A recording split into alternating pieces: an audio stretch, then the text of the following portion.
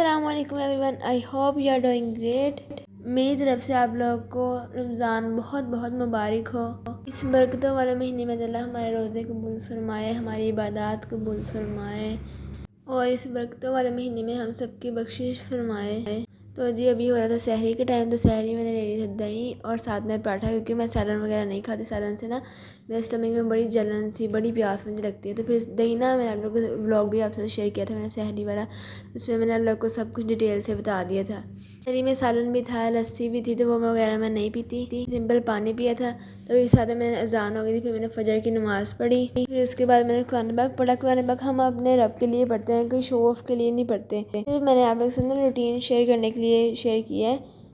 मैंने तो फिर से स्टार्ट किया है, ताकि मेरी पूरी कोशिश है कि रमज़ान में मैं ख़त्म कर लूँ, पर मेरे से फिर भी होता नहीं है, पता नहीं कि मैं बहुत ही स्लो हूँ। फिर मैंने कुरान पाक पढ़ के फिर अपनी स्टडी की, क्योंकि मेरे ना टेस्ट से स्टार्ट हुए हैं, तो इस वजह से फिर मैं ना इसी टाइम पढ़ी होती हूँ, क्योंकि शाम टाइम इफ्तारी के बाद आपको पता है पढ़ा ही नहीं जाता। तो अभी चले गई थी, मैं सो गई थी, फिर मैं 1 घंटे के लिए, आधे घंटे के लिए, तो फिर मैं चली गई थी कॉलेज से मैं वापस आ गई थी। तो सुबह इतनी नींद आ रही होती है, पर कॉलेज से आने के बाद नींद नहीं आती, इतना टाइम भी होता है, फिर भी पता नहीं क्यों नींद ही नहीं आती। तो फिर मैंने ड्रामा वगैरह देख लिया। ड्रामा देखने के बाद मैंने नमाज़ पढ़ी ज़ोहर की। उसके बाद 1 घंटा 1.5 घंटा मैंने रेस्ट की। फिर मैं चले गई थी ट्यूशन, तो ट्यूशन से ऑलमोस्ट मैं इफ्तारी से 1 घंटा पहले आती होती हूँ। इंशाल्लाह किसी व्लॉग में आपसे मैं टाइमिंग भी शेयर करूँगी, अपनी फुल कंप्लीट रूटीन शेयर करूँगी। तभी हमारे घर बनने लगे थे पकौड़े। ये तो हो नहीं सकते कि रमज़ान आए और पकौड़े ना बने। आलूओं को बारीक बारीक लंबा कट करके ऊपर बेसन लगा के, ये जो मैं अभी बैटर आप लोग को दिखा रही, ये तो हमारे घर रोज़ ही बन रहे थे, क्योंकि मेरे बाबा को, मेरे भाइयों को, सबको इतने पसंद है पकौड़े। इतने नहीं पसंद उन्हें ये वाले जो है ना, ये बहुत ही पसंद है। तो आप लोग मेरे हर व्लॉग में ये तो लाजमी देखेंगे ना कि रोज़ ये बन रहे होते हैं। मेरे घर में ना मेजोरिटी को यही पसंद है, पकोड़े बहुत कम पसंद है। पकोड़े मैं खा लूँगी या मेरी मामा खा लेंगी, बस पकोड़े मेरे पापा को बिल्कुल भी नहीं अच्छे लगते।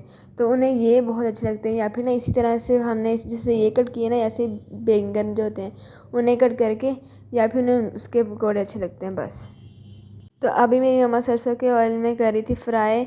आप लोग के साथ मैंने पहले भी शेयर किया कि हम लोग ना इसी में फ्राई करते हैं, हम लोग दूसरे कुकिंग ऑयल में फ्राई नहीं करते, क्योंकि एक तो इसके नुकसान भी बहुत है, ऊपर से हमने रोज़ा रखा होता है, 7 दिन के हम लोग भूखे होते हैं। तो फिर इससे ना मेरे स्टमक में तो बहुत पेन होती है, मेरे बाबा के भी ना यही सेम मसला है। तो हम लोग तो सारा रमज़ान यही यूज़ करें, तो इससे हेल्थ को भी कोई साइड इफ़ेक्ट नहीं होता। और रमज़ान अब रोज़े भी कंफर्टेबल ही रख रहे होते हैं, क्योंकि मेरे रमज़ान में बहुत तबीयत ख़राब होती है। तभी मैंने एप्पल भी कट कर लिए थे, खरबूजे भी कट कर लिए थे।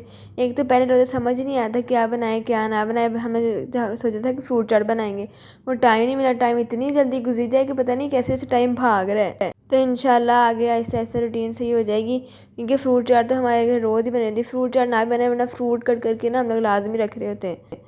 तो अभी मैं बना रही थी टैंक, क्योंकि जो रूह अफ़ज़ा है ना, वो हमारे घर में बहुत कम लोग पीते हैं। मतलब ना मेरी मामा को, बाबा, इनको भी कोई खास ना रूह अफ़ज़ा अच्छा लगा, तो ना उनको पहले टैंक नहीं अच्छा लगता था। टैंक मुझे पसंद है, इस दफ़ा मैं टैंक लेके गई तो सभी उसे ही शौक से पीते हैं। तो रूह अफ़ज़ा ना हम लोग ना जब हाफ़ का रमज़ान गुजर जाएगा ना तब लेके आएंगे, ताकि दोनों चीज़ें ना। और स्ट्रॉबेरी का जूस भी मैं अंदर अंदर बनाती रहती हूँ, क्योंकि मैंने फ्रीज़ करके रखी हुई हैं, क्योंकि डेली ना सेम चीज़ें खाने को दिल नहीं करता। तो फिर डिफरेंट डिफरेंट ना जूसेस वगैरह बनाती रहती हूँ मैं। अब ये समोसे और कचौरियाँ मैंने बाज़ार से मंगवा ली थी। हम रोज़ कुछ ज़्यादा डिशेस नहीं बना रहे थे, सिर्फ ज़्यादा से ज़्यादा भी सिर्फ 2 या 3, क्योंकि इतनी फ्राइड आइटम खा के ना तबीयत मेरी बहुत जल्दी ख़राब हो जाती है, क्योंकि मुझे ना वॉमिटिंग आना शुरू हो जाती है। ये तो बस पहला रोज़ा था ना, इसी वजह से हमने ज़्यादा ही चीज़ें मतलब फ्राई कर ली थी, बाहर से भी मंगवा ली थी। और इंशाल्लाह नेक्स्ट ना हम लोगों ने सिर्फ 1-2 चीज़ ये फ्राई वाली रखा करनी है, बाकी सारे फ्रूट या दही भल्ले इस तरह की चीज़ें ही रखा करनी है। तो अभी मैंने अपनी प्लेट बना ली, मैंने समोसा खाया, थोड़े से पकौड़े 1-2 लिए, थोड़ी सी वो आलू वाली फ्राइज़ ली, और कचौरी मेरे से खाई ना जाए, मैंने हाफ़ भी खाई तो मेरा पेट फुल हो गया। तो अभी हो गए थे सारे, इतने ज़्यादा बर्तन हो गए थे ना, फिर सारे मैंने इसको शेल्फ़ में रखा, और फिर मैंने सारी ये साफ़ की, क्योंकि हम लोग ना बेड पे बैठ के करते हैं इफ्तारी सब मिल के। तो फिर मैंने मगरिब की नमाज़ पढ़ी, क्योंकि आपको पता है मगरिब की नमाज़ का टाइम ही कम होता है। तो फिर इसके बाद मैंने मगरिब की नमाज़ पढ़ के फिर मैंने सारे बर्तन वॉश किए। हमें ड्यूटी लगाई हुई, एक दिन मेरी बारी है, एक दिन मेरी मामा की बारी है, तो इस तरह हम मिल जुल के ना काम कर लेते।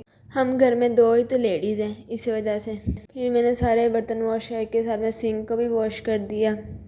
और आप लोग बताएं, आप रोज़ा रखने से पहले तरावियाँ पढ़ते हैं कि नहीं? मैं किस दिन पढ़ लेती हूँ, किस दिन नहीं पढ़ती। जिस दिन घर में ज़्यादा ही बिजी हो फिर हम लोग जा नहीं पाते, क्योंकि हमारे घर से ना ज़रा दूर है, तो इस वजह से।